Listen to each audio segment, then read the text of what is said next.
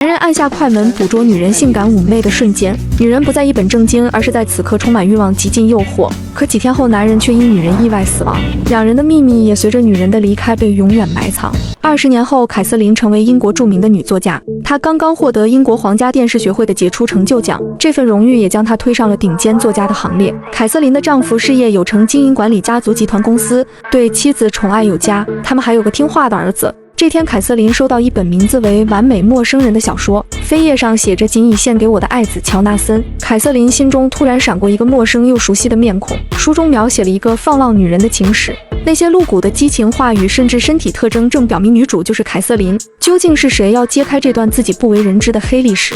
那个埋藏在心底多年前的秘密也再次浮现在她脑海中。儿子5岁那年，一家人来意大利度假，因临时公务，丈夫提前1周离开，留下母子俩。在沙滩上，身材火爆的凯瑟琳被一个年轻男子偷拍，她发现时并未生气，而是用温柔的气泡音问他 That's what I think you just did. I'm sorry. You were just a silhouette against the ocean. Silhouette. There was a rim of sun around you. 逆光将凯瑟琳的身体曲线勾勒得更加迷人。青春懵懂的乔纳森几乎窒息，他和女友一同来到意大利旅行，女友因家里有急事提前回到英国。无所事事的乔纳森只有一个人玩，似乎凯瑟琳也对乔纳森充满好感。他得知乔纳森女友提前离开时，马上提起了兴趣。凯瑟琳指尖缠绕发丝，万分妩媚，她的眼神也愈加游离，手指触碰酒杯，画出优美的弧度，更让乔纳森欲罢不能。临走前，凯瑟琳留下自己酒店的钥匙。深夜，乔纳森如期而至，凯瑟琳引导青涩的他度过了难忘的一夜。浪漫的回忆却让凯瑟琳半夜起来呕吐。原本只有两人知道的隐秘经历，为何在书中描写得如此清晰？究竟是谁要让自己身败名裂？终于熬到天亮，她拿起这本小说就要烧掉，却被丈夫拦下。Oh God, I'm being punished. As you said it, darling. Who is trying to punish you? I don't know. Who sent that book? Punish you in what way, darling? I'm gonna die.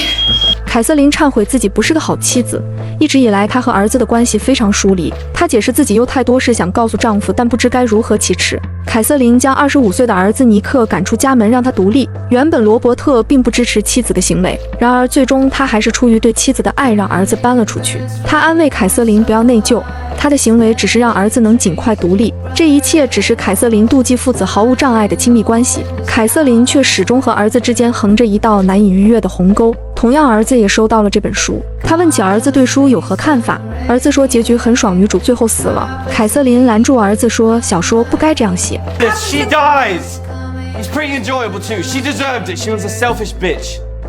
然而故事并非小说中那样，现实中男主角乔纳森却和凯瑟琳在一起的几天时间内意外离世，这也是凯瑟琳一直埋藏在心底不想提及的秘密。这些照片和小说全部来自于乔纳森的父亲布里斯托，是从业50年的优秀教师，他曾连续多年获得最受欢迎优秀教师的荣誉，他对教学全心全意，一片热诚。他原本的幸福却被儿子的突然离世打乱，妻子也陷入巨大的丧子之痛，得了癌症。9年前，妻子也最终离开了他。当他终于决定忘记那些伤心事，将南希的衣物让人清理完毕，却发现衣柜下面露出了南希的皮包，里面有他和儿子的合影，还有一支用过一半的口红。巨大的悲痛再次袭来，让布里斯托不能自已，突然从包里划出一些照片。热爱旅行的儿子喜欢记录旅途，里面除了儿子和女友的合照，后面还有一个成熟女人多张一丝不挂的照片。布里斯托克一眼认出，她就是大名鼎鼎的当代女作家凯瑟琳。儿子死后，南希禁止别人动她房间里的东西，最后南希直接住进儿子的房间，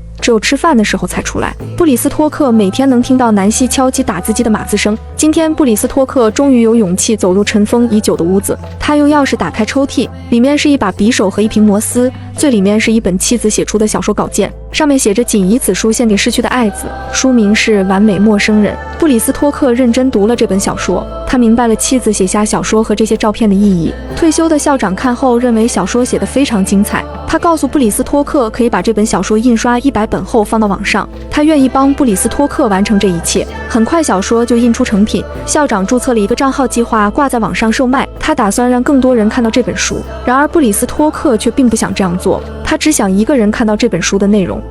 他先是将书快递给凯瑟琳，又去往百货公司以顾客身份找到凯瑟琳的儿子。作为对他热情服务的感谢，布里斯托克特意送给他一本小说，随后又将一个快递放在凯瑟琳丈夫工作的前台，让秘书转交。对妻子100%信任的罗伯特看到了这本小说，里面的照片更是吸引了他。一张张带有妻子私密部位的画面跃然而出。很明显，妻子也沉浸在对拍照者的献媚充满诱惑。他才想起这些照片应该是10几年前妻儿出行的那次意大利之旅，而这些照片的背后却隐藏着一个惊天的秘密。他拜托旁边的旅客帮忙照顾儿子，他要去洗手间。他在前面引路走入淋浴小木屋，男人也尾随进入。他们只是昨天刚在沙滩上认识的陌生人，懵懂的男孩却被熟女迷惑，深深沦陷。他提出也要和凯瑟琳一起飞回伦敦。I want to be with you. Well, you can't. Why? Because of a million reasons. Like, 乔纳森追出说：“我愿意为你做任何事，我已买好机票，一定要和你回去。”原本只是玩玩的凯瑟琳，现在只想甩掉这块狗皮膏药。她重新回到沙滩儿子身边，不知不觉沉沉睡去。醒来时，却发现儿子坐着皮划艇进入海水深处。他大声呼叫救人，乔纳森毫不犹豫扑进海水中，奋力游向男孩。他拉住了皮划艇的绳子，一点点向海边游去。其他人也听到凯瑟琳的声音，纷纷去帮忙。众人将小男孩拉回，却唯独留下已经体力耗尽的乔纳森。大家围着得救后的男孩欢呼，乔纳森却看着离他越来越近的海岸，没了力气。凯瑟琳明明看到乔纳森的呼救，却无动于衷。此刻她宁愿这个男人能彻底消失。终于海滩上，别人也看到了乔纳森在招手求救。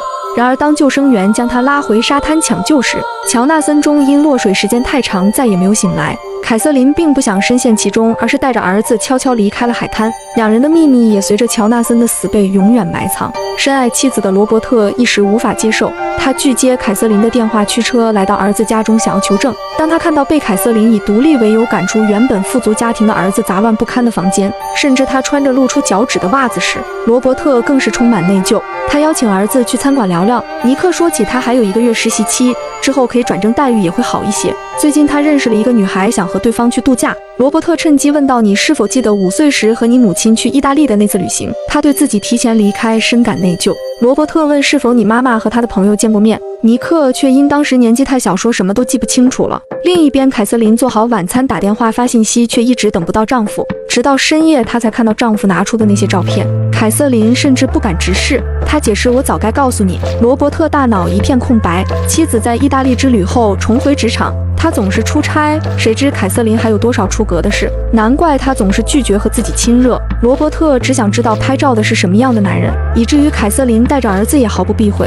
罗伯特问：“小说是那个人写的吗？” He couldn't have. Then who did? I don't know his father. His I father? think.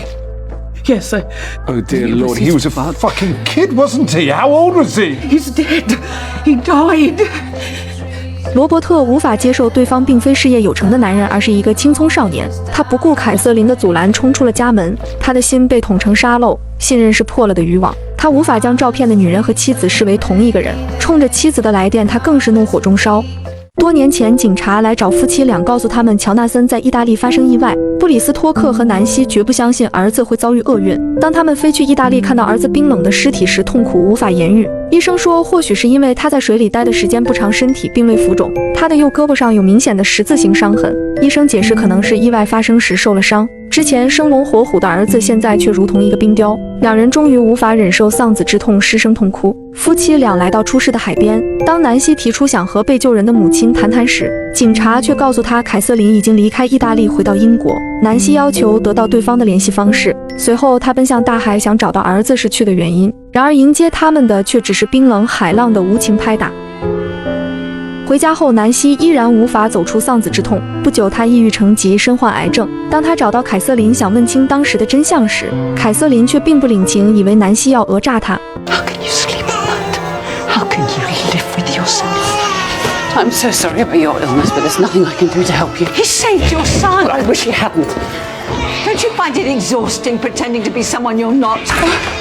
Yes, that's it. 不久，南希也离世，只留下了孤单的丈夫。丈夫收拾遗物时，发现了妻子写下的小说和儿子拍的那些凯瑟琳的照片。他发表了小说，分别给了凯瑟琳和罗伯特，还有他们的儿子。凯瑟琳也调查到了乔纳森的父亲布里斯托克的资料。他知道一切都是布里斯托克所为，他必须尽快解决掉这个危险人物，否则一定会撕裂出更多的秘密。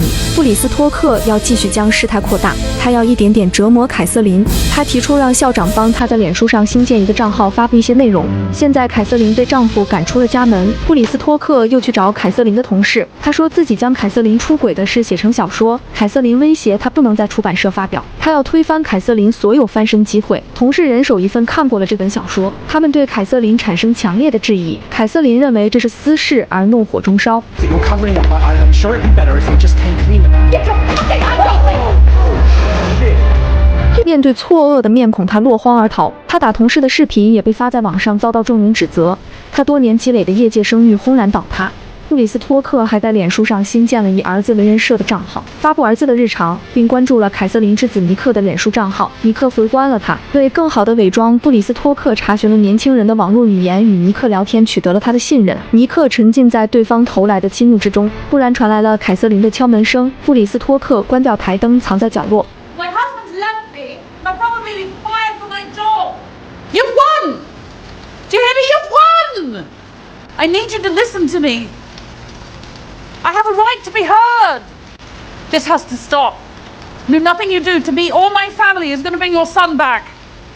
凯瑟琳事业婚姻已经毁掉，她猜想下个受害者就是自己的儿子。布里斯托克要用阴暗击毁尼克原本脆弱的心。他问：“你记得那本小说吗？”乔纳森就起了溺水的小男孩。尼克回答：“那个荡妇正在睡觉，才忽略了儿子。我恨死了那个荡妇。”突然，尼克收到了母亲和时的他在沙滩的照片。对方说：“其实你就是他就起的那个男孩。”随后，他还发来很多凯瑟琳暴露的照片。没有哪个孩子愿意看到母亲这样的形象。尼克跑下楼去翻看小说，果然如布里斯托克所言，对应的那几页描写的正是照片的动作。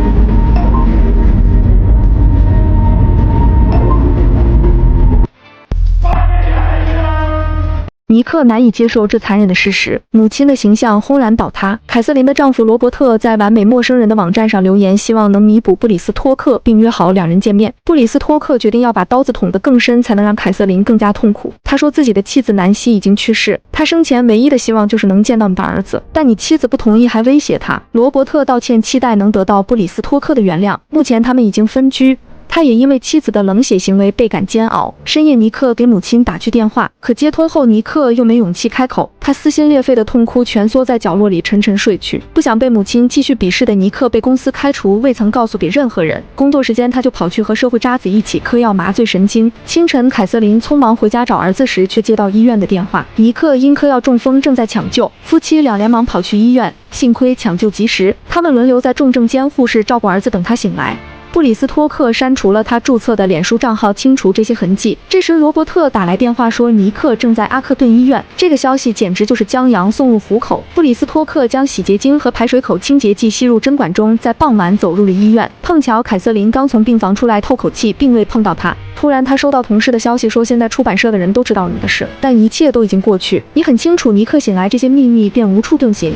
护士被罗伯特交代，以为他是尼克的爷爷，将他带入重症监护室。看到满身插满管子的尼克，布里斯托克依然觉得不解气。他决定一命还一命，让凯瑟琳和罗伯特感受他和妻子经历过的所有痛苦。这时，凯瑟琳正好赶回了病房。他狠狠推开了布里斯托克，护士赶来拉开了凯瑟琳，并帮布里斯托克包扎伤口。临走时，他还开了一些安眠药。布里斯托克一直好奇妻子改写了儿子女友回伦敦的原因，是因为姨母出事。期间，女友的母亲还打电话训斥他们一顿。当南希把儿子离世的消息告诉对方时，女友母亲却很平淡地说节哀顺变，之后再也没有联系过他们。布里斯托克猜想一定是路途中发生了什么事，才让他提前回来，只留下儿子一个人在意大利。深夜，布里斯托克突然听到玻璃碎掉，他拿着棒球棍靠近门口，看到手握尖刀的凯瑟琳，他看起来精神恍惚又脆弱不堪。布里斯托克将安眠药碾碎放入他的水杯。凯瑟琳感叹南希写作手法绝佳，令人佩服，还顺手给了布里斯托克一个耳光。他大口喝下杯中水，完全不知危险正向他靠近。 It's time for my voice to be heard. 那天我带着儿子在海滩上玩，你儿子偷拍我。夜里我们回酒店准备休息，或许是我忘记了拔掉门锁的钥匙。乔纳森潜入了我们的房间，她手持匕首捂住我的嘴巴，怕我呼救。她还将匕首划伤胳膊，让我吮吸流出的鲜血。她还恐吓我在大叫就用刀子划伤我的脸。突然传来我儿子的哭声，我恳求乔纳森不要伤害我的孩子。我坐在床边安慰哭醒的儿子。等他睡着后，乔纳森拿出相机强迫我拍了那些照片。我求他赶快离开，乔纳森却变本加厉强暴了我。恶行整整持续了3个小时，我没有反抗，我没有呼救，生怕他会对我儿子动手。他临走前还逼我微笑，拍下他最后一张照片。 I would have given anything to watch him die. So, when he drowned, I walked away. That's the truth. 乔纳森的父亲却认定凯瑟琳在撒谎，他说我的妻子曾经找过你，但你并没有告诉他事实。凯瑟琳解释那时候他得了癌症，已经快死了。难道我要告诉他你已故的儿子强暴了我？我之所以现在告诉你，是因为我要你善罢甘休，放过我和我的儿子。乔纳森父亲却依然坚称你没有证据。凯瑟琳说他走后我收集了他的体液，还拍下我身上的伤痕，留着日后当证据。但我当时没有勇气报警，谁知道第2天他就死了。我不需要在法庭上被诬告撒谎说我引诱男人，所以后来我删除了所有证据。我回伦敦后发现我怀孕了，当时我和罗伯特迫切地想再要个孩子，但我不知道究竟是谁的。后来我把孩子拿掉。此时凯瑟琳突然意识开始模糊，刚才布里斯托克在她茶里放了安眠药，药效发作，她一头栽倒在地。布里斯托克叫来的士，慌张赶往医院。凯瑟琳强撑身体喝下放入冰块的一大杯咖啡，清醒了很多。她立刻坐上的士赶往医院。此时布里斯托克已经被护士带入 ICU。等护士走后，她拿出针管正要推入有毒液体时，尼克突然喊出妈妈，我想走。他睁开眼睛，似乎知道布里斯托克想要做什么。布里斯托克似乎看到了自己的儿子。真相击溃了他所有的执念，他放下了复仇的心魔。这时他遇到了罗伯特。布里斯托克说我错了，他告诉罗伯特事情的原委。当他走出病房时，却迎面碰到了凯瑟琳。 I'm sorry. I'm so sorry.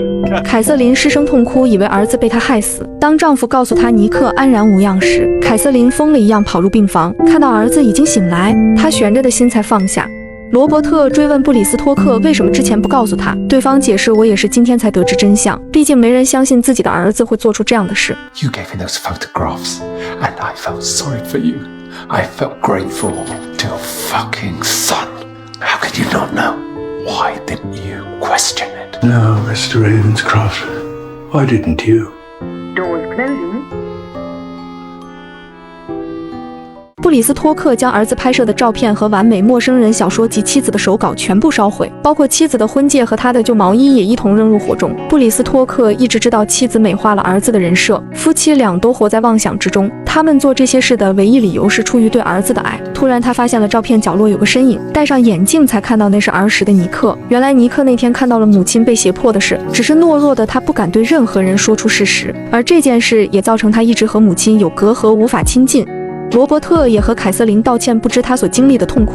凯瑟琳解释不想让丈夫和儿子牵扯进来，所以一直未曾和他提过。最终两人和平离婚。尼克给凯瑟琳机会，完全接纳了他的爱，这也让凯瑟琳走出阴霾，母子二人的关系终于修复。2024年，英国电影免责声明剧中，电影改编自雷尼奈特的同名小说。著名作家在收到一位不知名作者的小说后，他惊恐地发现自己就是书中的主角。一开始作死女主自私冷酷的性格，最后竟然反转，女主才是真正的受害者。漂亮富有的人妻，职场成功女性的上位，经常被冠以蛇蝎女的奇特投射。她们异常美丽，黑洞般吸引奋不顾身的男人，女人鄙视又同时嫉妒她们，男人害怕被她们吞噬，又希望一辈子能遇上她们一次。而这次恰好完全不是。女主被强暴后及时留下物证，犀利地指出丈夫的心理。相比我从别人那儿获得欢愉，我被侵犯反而更容易接受。甚至她还试图保护另外一个母亲，告诉濒死的她儿子是强奸犯的事实。虽然南希写了小说，但她并没有给任何人看过。或许她只是将死之时给自己做了一次心灵疗愈。然而丈夫却将亡妻留下的小说印刷复仇，他想要在垂暮之年为妻儿做点事情。乔纳森既是罪犯又是英雄，这两个身份并不矛盾，他们都是从自私出发，自我证明男性的生命力。如果说凯瑟琳代表新一代女性，她比南希更加成熟、清醒和镇定，而他们的丈夫也不过是载有灵魂的空皮囊。专注大女主爱情及传记类题材电影，关注我，好片不迷路，带你解读不一样的爱。